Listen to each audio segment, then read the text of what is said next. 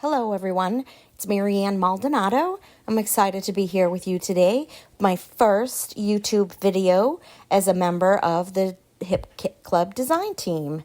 Pretty excited, and I'm focusing on the chipboard frames and the wooden. They look like embroidery hoops. They're so super cute. And so I want to show you what I did with both of those items. I think we were only supposed to pick one, but I chose two. I love the mix and the match of this kit. And below, I will explain to you where you can go to become a member of the Kit Club. You get a discount each month when you join. You get $5 off your main kit each month. There's so many benefits to becoming a part of the club. Now, we'd love for you to play along with our weekly challenges over at the member forum, and I will post a link where you can go over there as well and sign up to be a part of the group. You'll get a lot of inspiration. We do a lot of chit-chatting over there.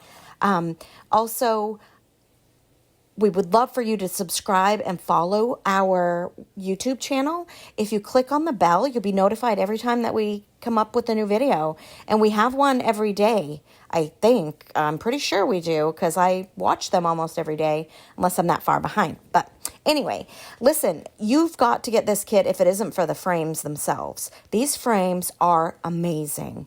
I did go through and I picked out the colors that I thought would go well with my photo. I also picked out a few Project Life pieces that I thought would go with my photo. For me, this one is all about the photo and how I can draw your eye to it and keep you in the same color family. Now, I did change my mind on the flowers that you see up above. I'm going to move those in a second. But I stapled the tag and the yellow 3x4 journaling block together with the little Tim Holtz stapler. I just wanted to keep them together. I didn't want them to become loose in the envelope. So you'll see that if in one of the close-ups, maybe at the end of the video, because I do show some close-ups for you to see. But I am going through some of the ephemera pieces to pick out what might be able to enhance my layout. So when I'm going to do a title, I get a scratch piece of paper and I write my title out. One, it tells me how many letters. I can verify if I have all the letters that I need, if I've used the alphabets before. But it also tells me how to spell the words backwards, because when I put down a title, I always spell it from right to left, not the proper way. So this tells me to start with a T, and then I go and I look that I got a C next, instead of having to reflect, R-E-F-L-E, okay, and then adding the next letter. So it's just you all probably do the same thing. It's not a trick. It's probably a tip that's been out there forever, but it is something that I use all the time. I do like mixing and matching the alphas. So today I mixed the larger pink poofy alphas. They're a little bit more floral, like blousey, if you will, like just a little more flowing. And then I use the block letters, the smaller block letters that are before and in the center of the title. The larger alpha are the words that I wanted to really focus on as we did this layout.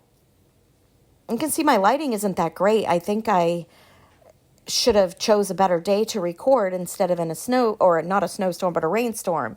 So this little doodad that I have, it's a picker-upper. It's kind of like a Cricut, maybe spatula type thing, and it really helps remove sticky things or helps me put down things in the proper places.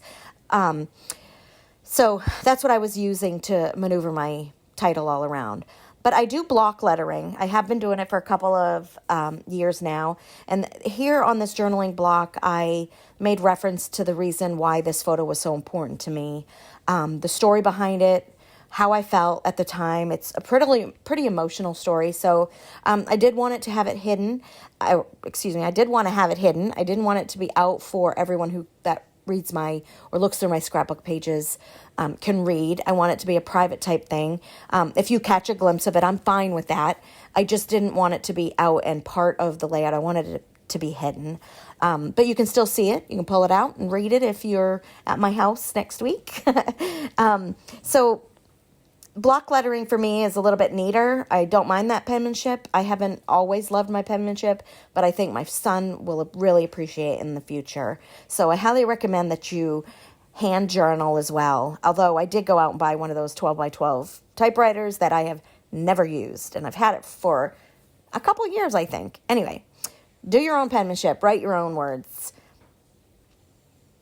So I'm adding the faux stitching clear sticker sheet or clear sticker stitching to the bottom and the little portion of the top of my layout. It adds a little bit of texture without digging out the sewing machine. Actually, I'd have to get around 1,000 things right now. My house has been a mess. We've just cleaned out another house, and my house is bombarded with, I cannot even tell you with what, because it's all boxes everywhere. So I do need to get onto that, but this was more important. Crafting is more important. So I'm going to mix and match the enamels with the gems that you see. They're both from the February kits, like everything else that you see here today. The only thing that I use differently, or that was not in the kit, is the white cardstock. Of course, my adhesive and maybe my tools. But everything else would be within those February kits. So now the last part of a layout for me is always the zhuzhing. It's kind of, lifting the papers up so they're not so flat to the paper behind it. Gives it a little bit of dimension. I also tack down that twine with a little bit of wet adhesive just so that it doesn't go all over the place, and when I throw it in my album in the protector sheet, it will stay in place.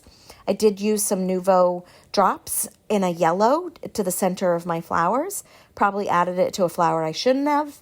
Once I did that, I realized I probably should have wiped it off, but I left it because I like it. If you like it, you do it. So here are some close-ups. Don't forget to hit that subscribe button and the like button, and I'd love it if you left me a comment. I appreciate you joining me today, and I look forward to seeing you again soon.